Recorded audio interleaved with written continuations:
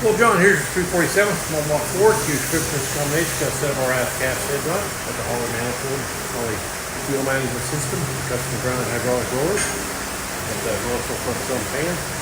Got one of our Eagle cranking rods and custom DSS Pistons rotating kit in it. We're gonna make a run. See what it does. Stay tuned.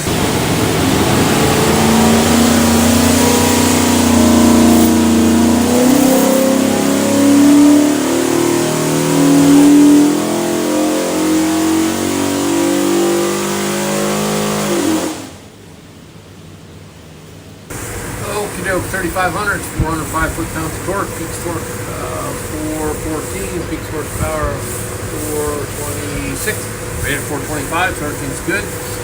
We kind of did some camshaft changes for this customer. He wanted a little bit milder at idle, some better vacuum, so we did that, so it hurt power a little bit. We'll pull the pipes back, make sure it's good and clean. I'll show you a couple of things. When you see the engine, by this thing, it looks like a credit card. It's a USB card.